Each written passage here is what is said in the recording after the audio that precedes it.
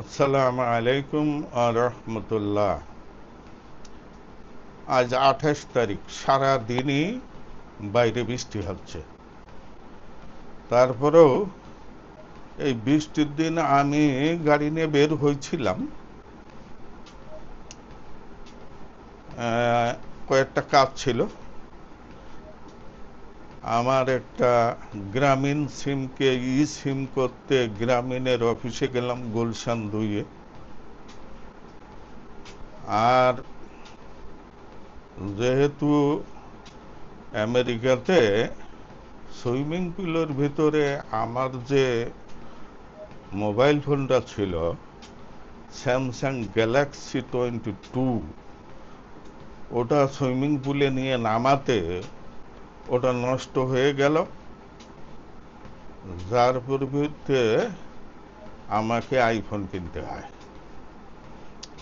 এখন আইফোনে বিকাশ সেট করা যাচ্ছে না কোনোভাবে, এই জন্য বিকাশের অফিসেও গেছিলাম, ওখানে বিকাশ অ্যাপটা সেট করে নিয়ে আসছি। এই বৃষ্টি হওয়াতে লোকজনের কোনো ভিড় ছিল না, কোনো লাইন দিতে হয় না, সরাসরি প্রথমেই আমার ডাক পড়ছে, কাজ শেষ করে চলে আসছে।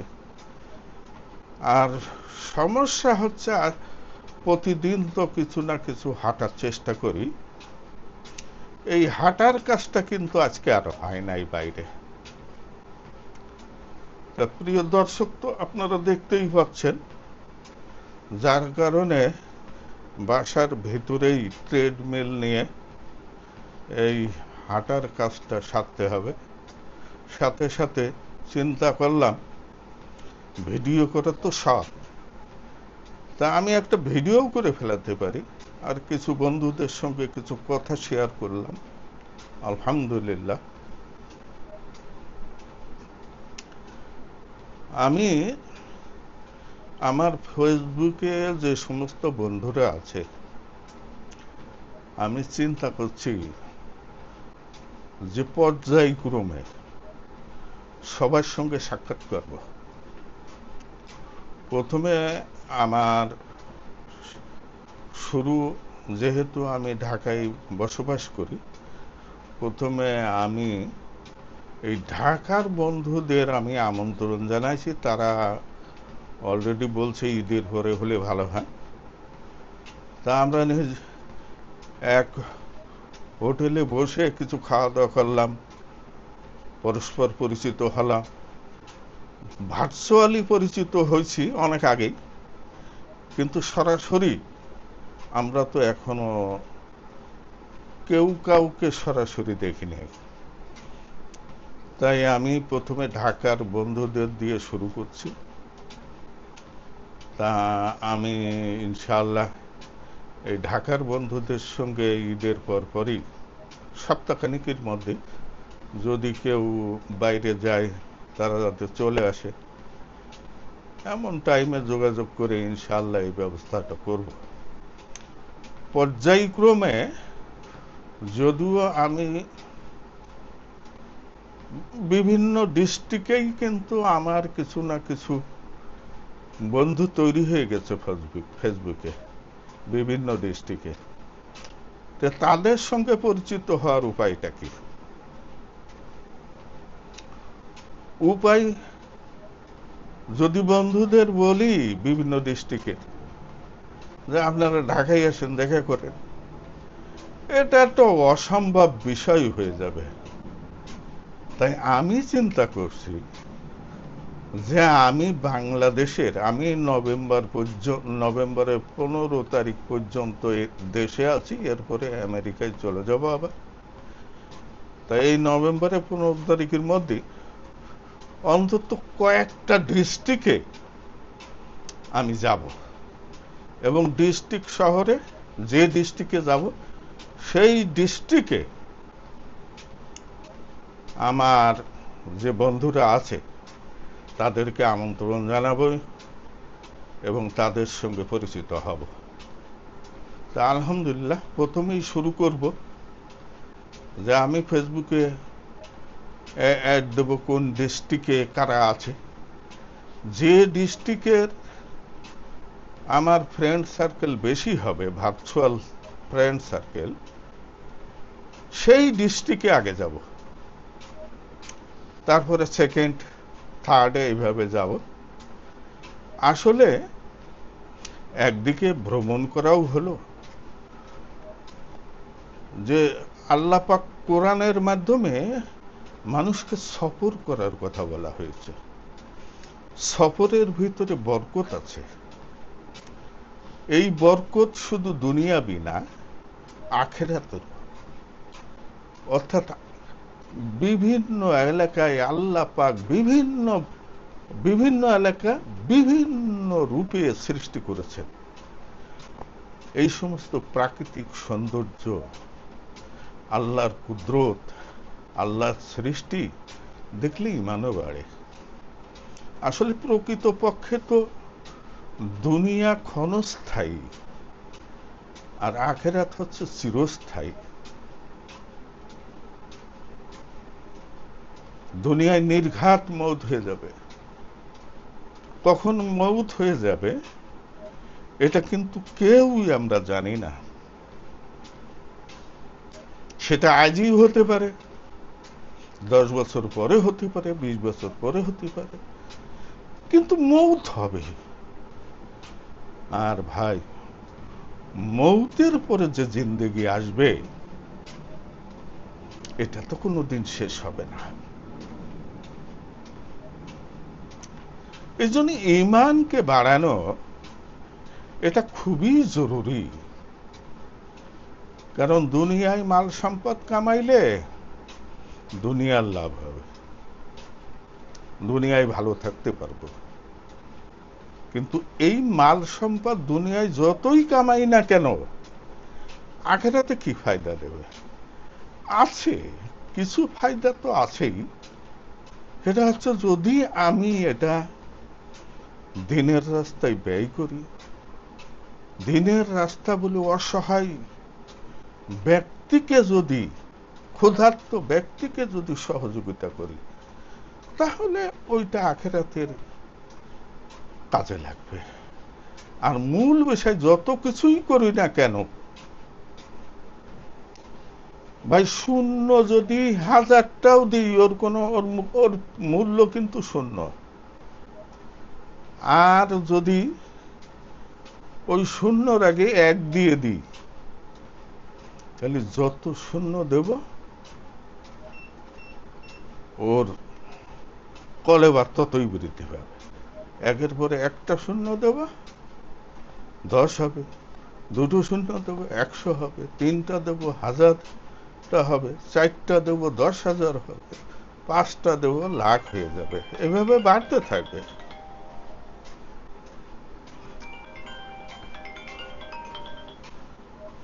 এখন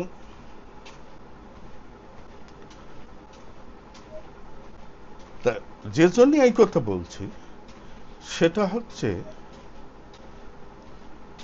যে আমি যত ভালো কাজই করি, কিন্তু যদি সেখানে ঈমান না থাকে তাহলে কোনো লাভ নেই। ভাই একটা কল আইছে, ধরি, তারপর। আচ্ছা ঠিক আছে, কেটে গেল। এই জন্যে এক হচ্ছে ঈমান, আর যত ভালো কাজ করেন না কেন সব শূন্য। একটা ভালো কাজ করবেন, 1-এর পরে একটা শূন্য বসবে, 10 হবে। আর একটা ভালো কাজ করবেন, 1-এর পরে আর 2টা শূন্য বসবে, 100 হয়ে যাবে। 3টা ভালো কাজ করবেন, 1-এর পরে 3টা শূন্য 1000 হয়ে যাবে। এইভাবে করতে হবে। যদি 1 না থাকে ওই ভালো কাজের কোনো মূল্য নাই। এজন্য ঈমান জরুরি। ভাই ঈমানকে বানাতে হবে। তা পরস্পর যে সাক্ষাৎ করব,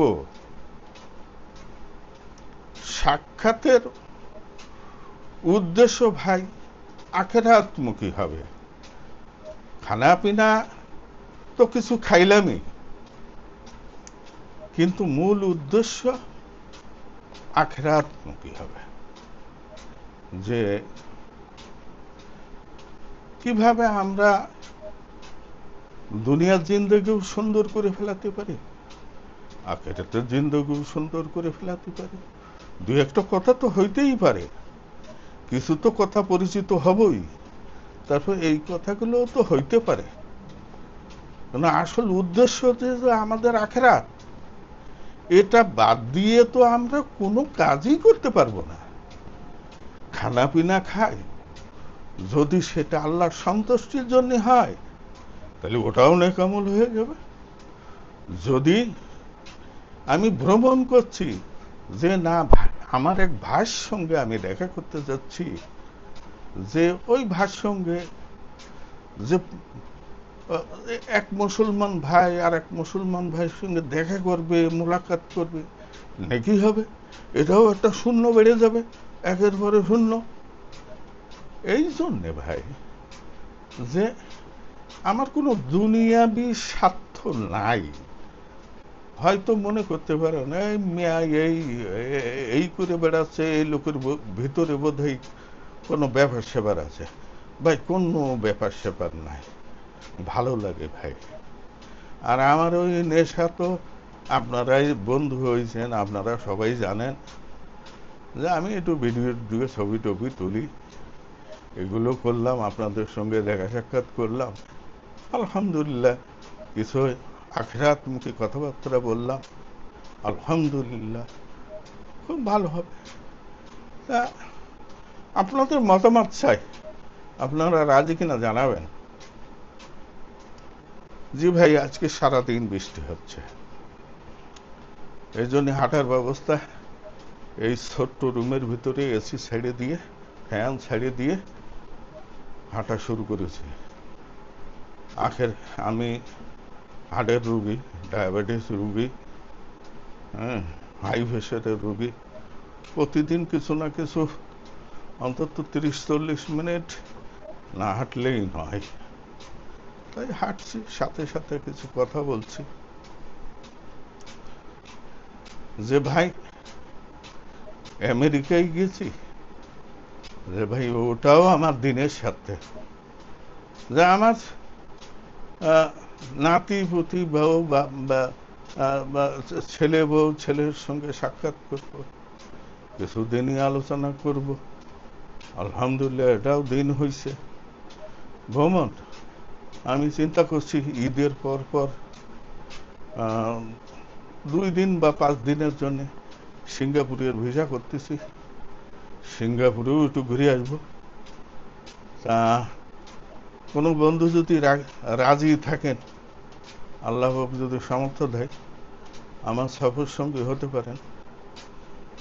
আমি এই যে নভেম্বর পর্যন্ত আছি, এই নভেম্বর পর্যন্ত দেশের মধ্যেও ঘুরবো, আর এশিয়ার কয়েকটা দেশে যাওয়ার নিয়ত আছে।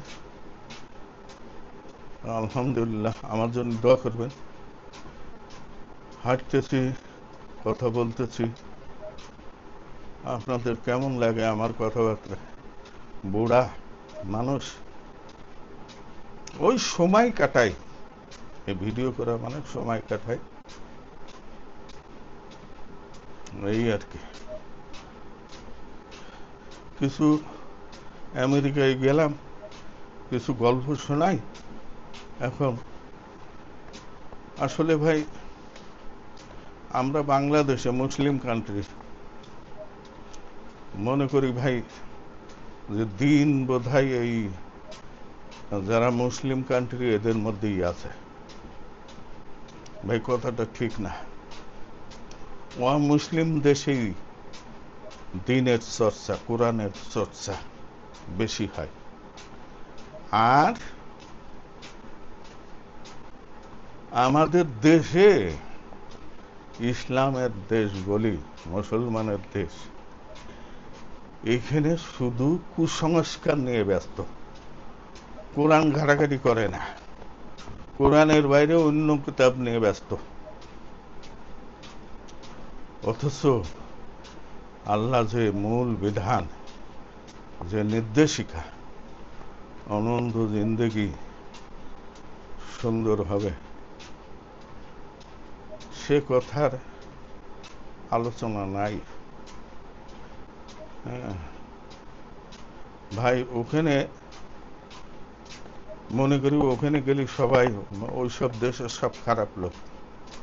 কথাটা একেবারে মিথ্যা, ভুল, দূরের থেকে কল্পনা। তারা যে এত ভালো মানুষ, যারা সরকারি পর্যায়ে আছে, মন্ত্রী মিনিস্টার আছে, তারা সারা বিশ্ব নিয়ে চিন্তা করে, রাজনৈতিক ব্যাপার, তাদের বিষয়টা আলাদা। কিন্তু সাধারণ মানুষ যে এত ভালো, আপনি রাস্তা দিয়ে চলবেন ভাই, হাসি মুখে হাই হ্যালো এমন ভাবে করে প্রাণটা জোড়াই যায়।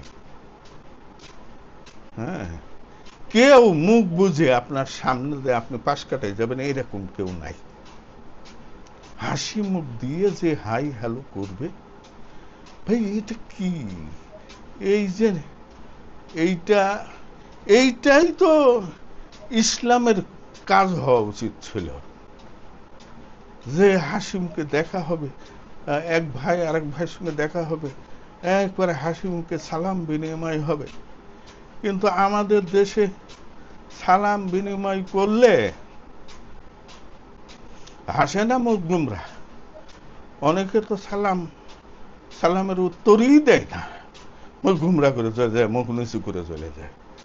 আর যদি বস টাইপের হয়, মালদার হয়, নেতা নেত্রী হয়, তাহলে তো কথাই নেই। হ্যাঁ, জনপ্রাপ্য সালাম তাদেরই প্রাপ্য, তাদের দেওয়া প্রয়োজন নাই, তাদের প্রাপ্য, এটা পাইতেছে। হ্যাঁ, তাই মুখ গুমরা করে চলে যাচ্ছে।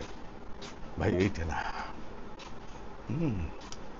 ভাই, যারা দিনের ওই ঝান্ডা নিয়ে চলে, হ্যাঁ, দিনের যারা স্কলার, ভাই এরাও তো সাধারণ মানুষের সালাম দেয় না।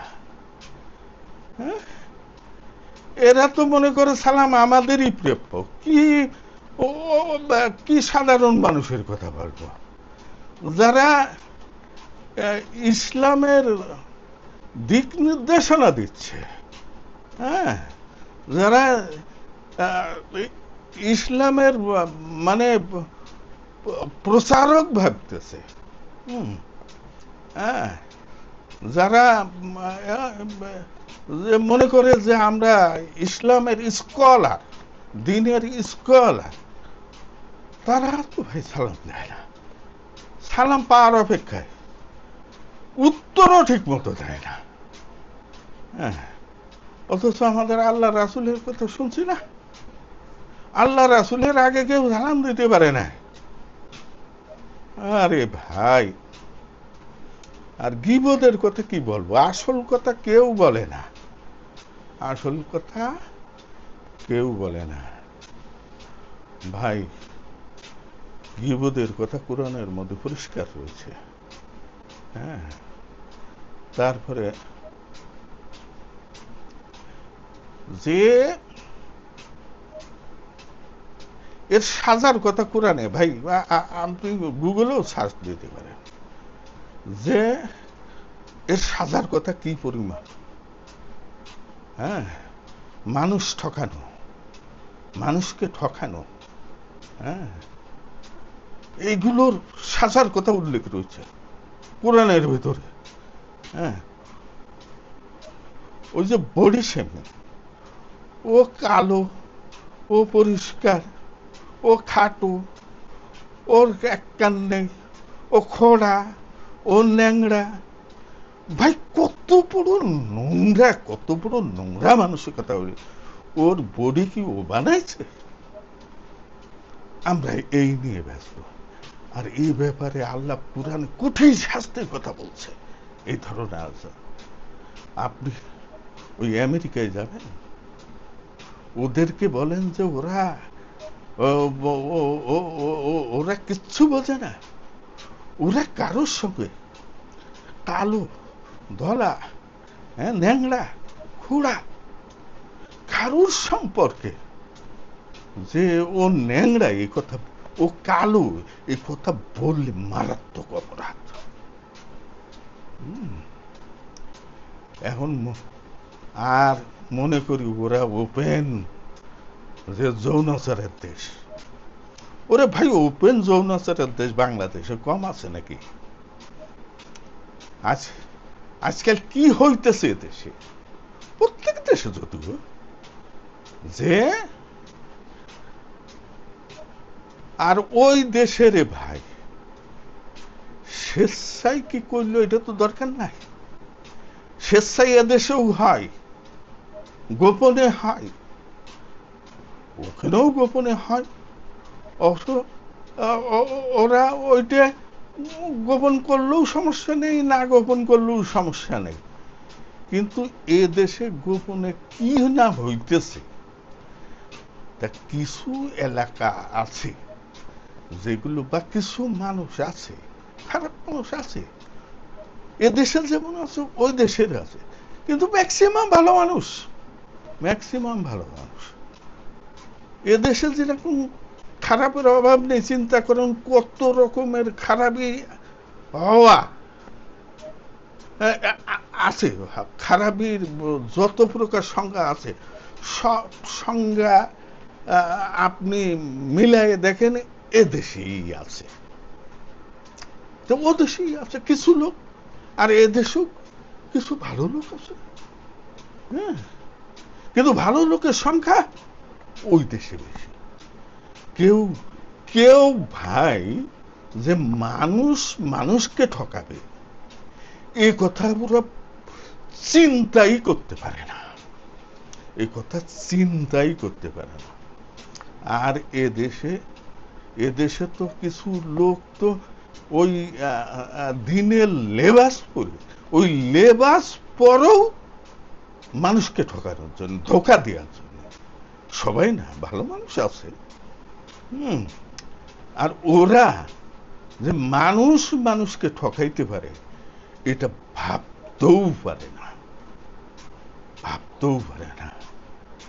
রাত সেই 12টা বলেন, 1টা বলেন, 3টা বলেন, সারা রাত বলেন, একটা মেয়ে রাস্তাতে চলবে, কেউ তাকাবে না ভাই, কেউ তাকাবে না। এদেশে কি পারবে? পারবে না। এমন একটা সোনার দেশ। তা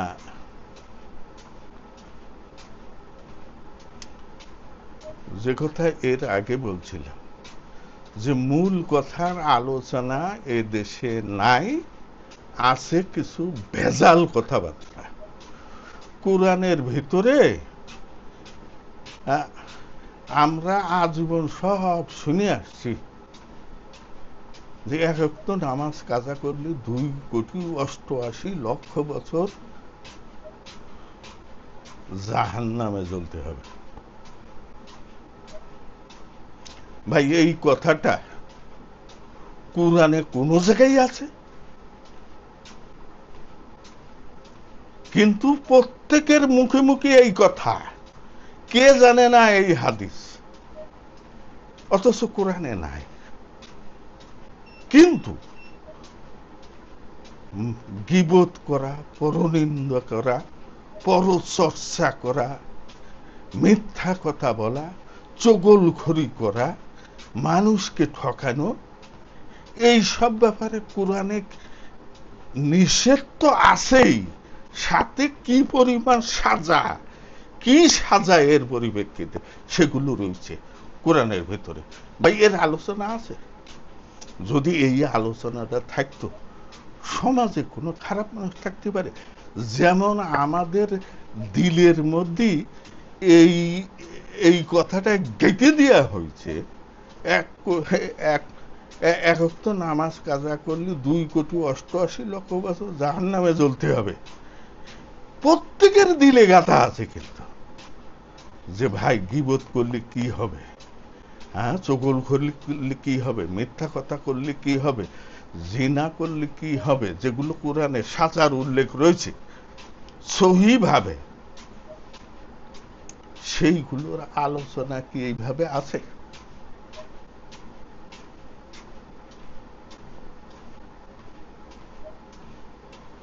এগুলোর আলোচনা, তাহলে যদি এইগুলোর আলোচনা বেশি হতো,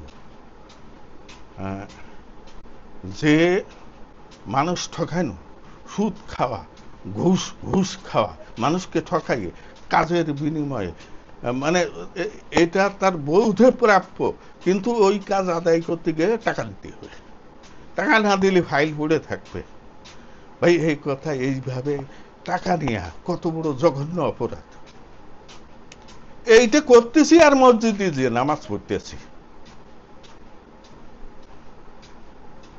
কি লাভ?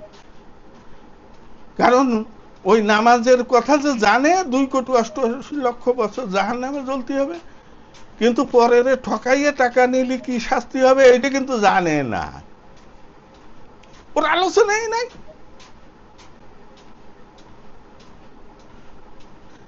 যে আলোচনাটা হওয়া দরকার সেটা নাই। হ্যাঁ, মসজিদে দান করলি কত নেকি, ভাই এইটার প্রচার খুব বেশি আছে। এজন্য সুদ খাইয়ে, ঘুষ খাইয়ে, হ্যাঁ, পরের ঠকাইয়ে, হ্যাঁ, তারপরে যত প্রকার দুর্নীতি আছে আইসে মসজিদে কিছু দান করে দিল। ওরে বাবা, মসজিদে দান করলে এত নেকি, এই জন্য সুদ ঘুষ ঠিক মতো চালাই যাচ্ছে। হ্যাঁ, কারণ ওর অপরাধ তো আলোচনা নাই। হ্যাঁ, মসজিদে দান করলে যে কত টাকা, কত নেকি, জান্নাতের কোন মর্তবা পাবে, এগুলোর আলোচনা আছে তো। এজন্য সুদ ঘুষ খাইয়া অবৈধভাবে টাকা ইনকাম করে মসজিদে কিছু দান করতেছে, মাদ্রাসায় দান করতেছে। অথচ ভাই আল্লাহ রাসূলের সময় পাকা মসজিদ কয়টা ছিল? ওই পাড়ায় পাড়ায় কি প্রতি মহল্লায় মসজিদ ছিল?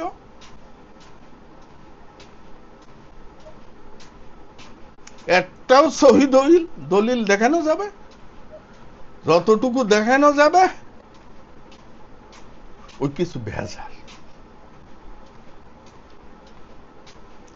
কুরআনের মধ্যে মসজিদ বা মসজিদে দান করলে এত নেকি, এটা কোথায় লেখা আছে? ভালো কাজ করেন, সমস্যা নেই, ও কথার আলোচনা যেরকম করেন, মসজিদে দান করলে এত নেকি, মাদ্রাসায় দান করলে এত নেকি, সেরকম আপনি সুদ ঘুষের কথাটাও তাদের ব্রেনে ঢুকাই দেন, যেভাবে ওর আলোচনা আছে।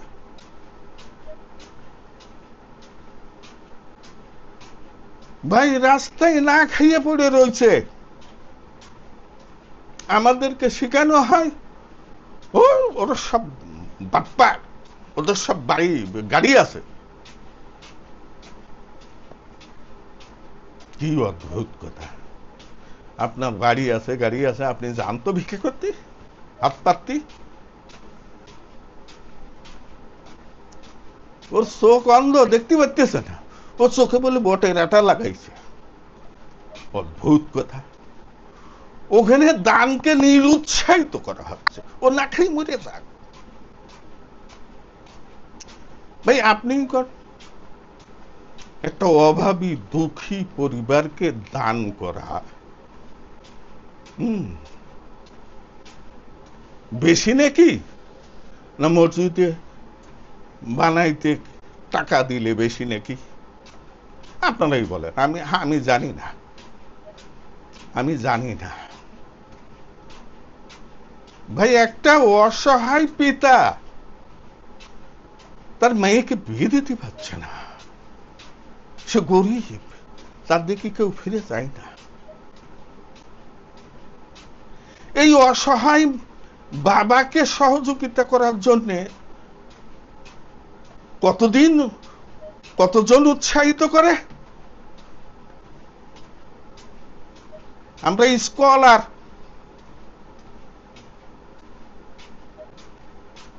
মসজিদের সামনে, মাদ্রাসার সামনে বিশাল মজমা দেয়, এত টাকা দাও, এত টাকা দাও, এত নেকি। ভাই, সমাজের লোক একত্রিত হয়ে একটা মজমা ডাকেন, এমন স্কলার ডাকেন যিনি এই গরিব দুঃখী অসহায় মানুষের সহযোগিতার জন্য উৎসাহিত করবে। যে উদ্দেশ্য হবে মসজিদ কেন্দ্রিক না, মাদ্রাসা কেন্দ্রিক না, ফাঁকা ময়দানে। উদ্দেশ্য কি? আজকে কিসের জন্য মজমা? যে গরিব অসহায়ের দান করলে, অসহায় পিতার মানে কন্যা দায়গ্রস্ত পিতার দান করলে কত নাকি, যার থাকার ঘর নেই তার একটা ঘর তৈরি করতে দিলে কত নাকি। এই আলোচনা হবে আজকে মজমায়। এরকম একটা মজমা করেন।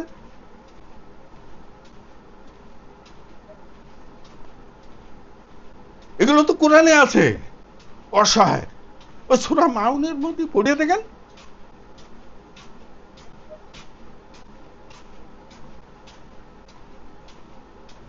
কোরআনের কথা। এর জন্য মজমা হয় না, এতিমদের সহযোগিতার জন্য মজমা হয় না, কারণ এটা তো কোরআনে আছে এতিমের সহযোগিতা করার জন্য। মাদ্রাসা মসজিদে সহযোগিতা করার জন্য এত নাকি তো কোরআনে নাই। কোরআনে যেটা আছে সেটার আলোচনা নাই, সুদ ঘুষের আলোচনা নাই। সুদ ঘুষ খাইয়ে মসজিদে মাদ্রাসায় দিয়ে ও জান্নাতে চলে যাবে। মানুষকে ঠকাইয়ে বড় লোক হয়ে মসজিদে এসে দান করবে, মাদ্রাসায় দান করবে, ও সমাজের বড় হত্যাকর্তা হয়ে যাবে আর জান্নাতে চলে যাবে।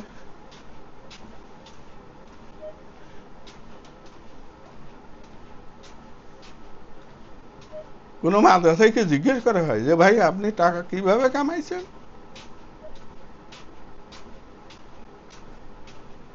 অসন্তুষ্ট হয়ে যাবে তো। দরকার নেই, জিজ্ঞেস করার দরকার নেই। মানুষকে লজ্জা দিবেন কেন? লজ্জা দিলেও মানুষকে অপমানিত করা, লজ্জা দেওয়া, এটাও কোরআনে আছে। এর সাজার কথা উল্লেখ রয়েছে। এটাও না, আপনি জানেন না সে এত বেতন পায় কি করে বাড়ি করল? সে এলাকার একটা ছোট্ট পাতি নেতা, সে কিভাবে এত সম্পদের মালিক হলো আপনি জানেন না? তার কাছ থেকে অনুদান নিলাম না, পারবেন?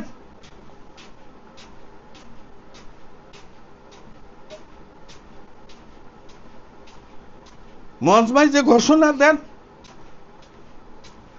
যে ভাই সুদ ঘুষ পরে ঠকাইয়ে ইনকাম করা, এটা এই সাজা এর জন্য যে ভাই আপনারা টাকা দিতে আসেন না। ওপেনলি বললেন, কাউকে উদ্দেশ্য করে বললেন না, বারবার আলোচনা করে না। এ নিয়ে তো আলোচনা নেই।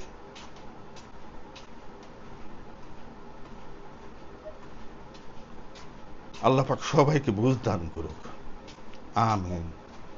ভাই অনেক, এই 35 মিনিট হয়ে গেছে, হাঁটছি, কিছু কথা বলে ফেলালাম। ভুল ত্রুটি হলে মাফ করবেন আর আমার জন্য দোয়া করবেন। আসসালামু আলাইকুম ওয়া রাহমাতুল্লাহ।